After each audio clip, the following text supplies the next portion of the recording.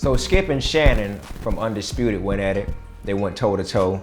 They were having a debate about Tom Brady taking accountability when he lost to the 49ers on Sunday. And they were at it so much to the point that they didn't do a follow-up. Now, usually the next day, when they go at it the previous day or so, the network will make them talk about where they felt like they went wrong, where they went right, and hash the whole thing and did it.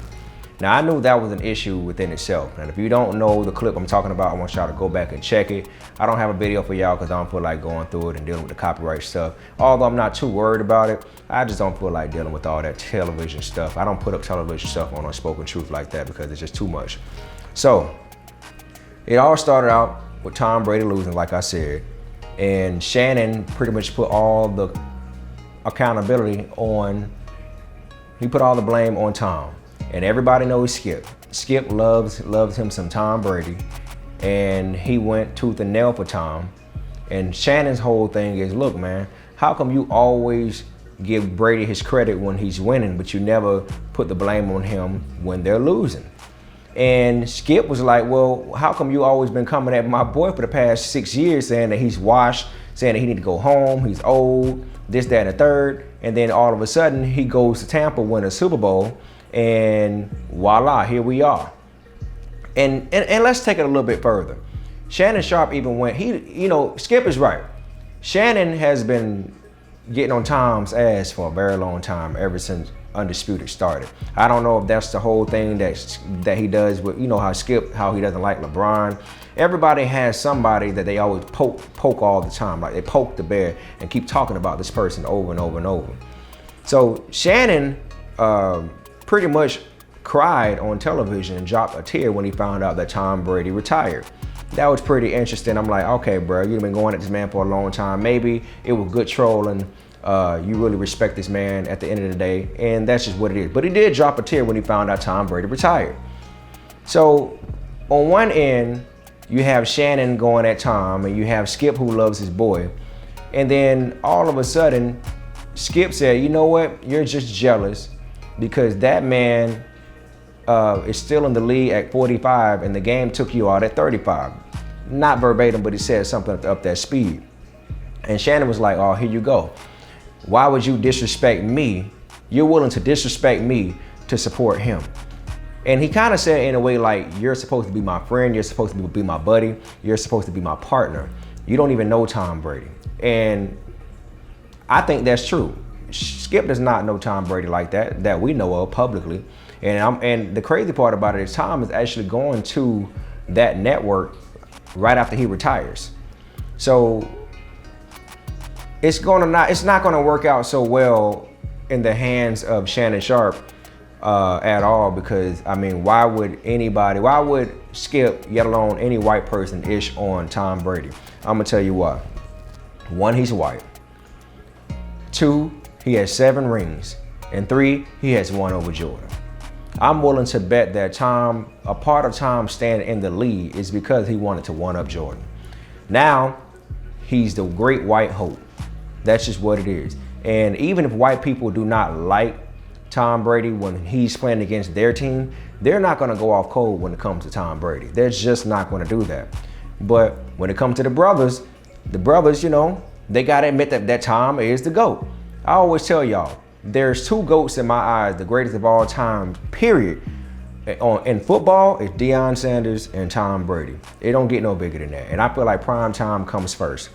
Now, Shannon took his glasses off, and Shannon has a very deep and loud voice. You know, one of those type of voices when you're loud all the time, or someone who has a deep voice that you can hear them, you can feel the bass through the television, you can feel the bass in the room, and they might be way across the room. That's the type of bass and impact that Shannon has with his voice. And I'm willing to bet this. I bet you those white people that work for those stations got a couple of officers on standby, at least 4 or 5 of them, because Shannon is a big black buck. Let's talk about it. He's a big black 230, 40 something pound buck, just about all muscles. It's clear that he can whoop Skip's ass. That's no question. But we gotta be real. They're watching him. They've been watching him for a very long time. And to be honest, when Shannon took his glasses off, Skip basically looked at him and said, man, put your glasses back on. And it was a lot in between those lines of what he said. It wasn't just him just saying, oh, put your glasses back on. It was more so like a flex, more so like nigga, do you understand where you at? Boy, do you understand that I'm the commodity, I'm the 1A and you're the 1B? And I felt that Shannon has gotten his nigga wake up call in general, because he would touch on social justice issues and a whole bunch of other stuff, but there's a reason why he always go first. Shannon goes first because if anything would, if Skip were to go first, touching on stuff like Trayvon Martin and George Floyd and Black Lives Matter and Kyrie Irving and Jerry Jones, that would be a huge issue, because truth be told, a lot of white folks don't really know how to attack those type of situations. They don't know how to attack them. And if you have a black counterpart, a black partner, and you put it on them first, then you can ride the train and kind of be vague about your delivery. And that's the approach that Skip always comes with. He's not going to come out first, because although he may know what to say, he may not say it in a way where he's going to get a pass from our community. And that's understandable. I understand why. You're the 1A, Shannon's the 1B. But also I feel like Skip messed up. And where I tell you why I think he messed up is that when the show first started, it was clear that Shannon needed Skip more than Skip needed Shannon. Now I feel like the table is pretty much even. Shannon is in a position where he can do his own thing, go get his own money from a different network. He can pretty much be Shannon Sharpe, Shay anywhere he goes. And I think that's where Skip kind of dropped the ball, and I think we're looking at the beginning of an end. I really think we're looking at that. I'm telling you, there's always an issue when you don't see two partners, two analysts come together and hash it out. Tom Brady gets talked about every single day on ESPN, on all networks, especially with Skip and Shannon.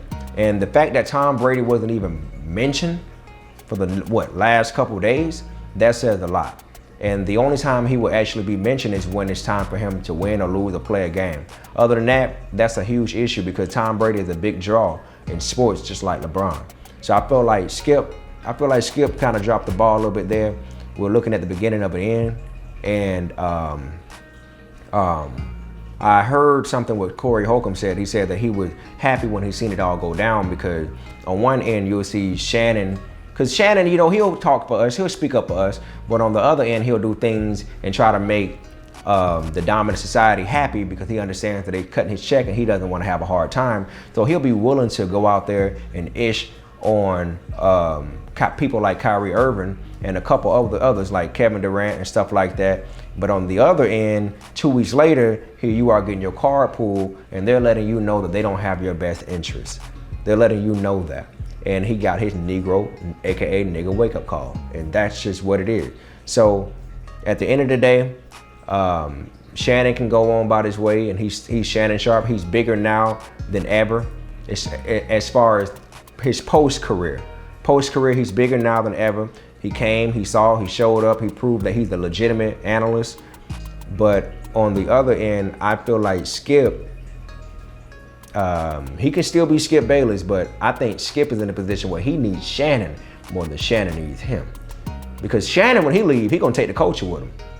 Skip is still gonna get watched, but he's gonna need someone that brings that flavor to that chair.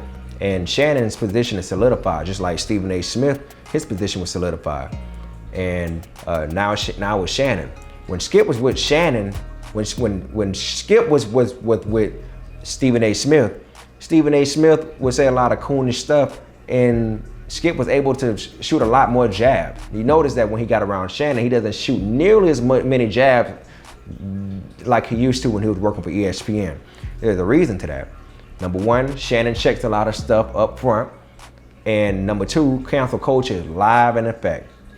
So I feel like Skip wasn't wrong about anything what he said. It is definitely true when he says that Tom Brady is better than Shannon Sharpe. Now, one could argue and say, but Shannon doesn't play quarterback. Well, Tom doesn't play tight end.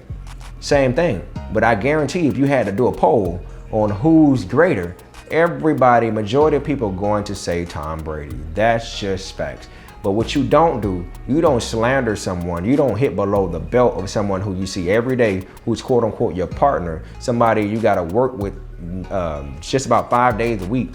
You got to see these folks, man. You got to really be in these people's face. You call them your quote unquote friends. Maybe they are, maybe they aren't, but you still got to see them. You don't shoot below and hit below the belt in order to make someone else look good. But we know why he did it. We know why Skip did it. Skip did it because he's on code. He's on code, man. Ain't no, look, we got Jordan, they got Brady. Need I say more? They got Brady, we got Jordan.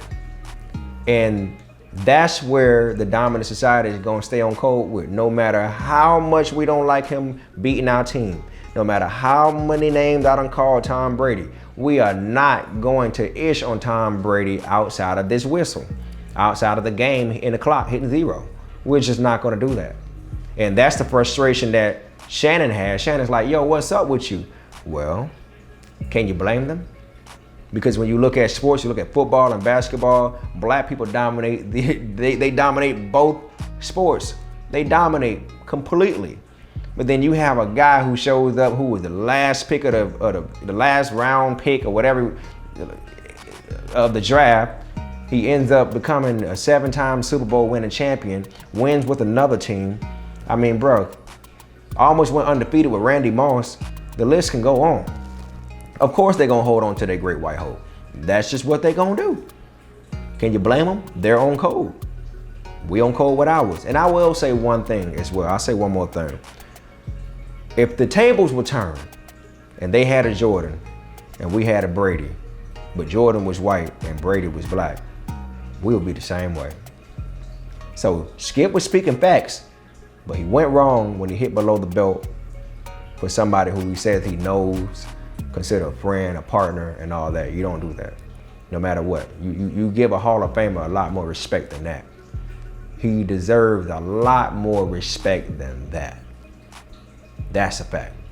So 3-time winning Super Bowl champion, Hall of Famer, got a gold jacket. And a lot of folks don't really understand that Shannon Sharpe was really that guy back in the 90s, man. He was really that guy. Shannon Sharpe even went to the Ravens and won with another team. So he left the Broncos, went to the Ravens and won a ring with 2 different teams. Did the same thing Tom Brady did. He just ain't got no 7 rings, you know? So he's 4 short. He's 4 short. But you can't undermine and try to dilute his accomplishments all because this is just your boy. And I think that's all what Shannon was trying to say. But at the end of the day, man, Shannon got his wake-up call. These folks ain't your friends at the end of the day. And I think that's something that he has to look very deeply into. And we're going to see how Undisputed is going to turn out from here on out. What are y'all thoughts about this?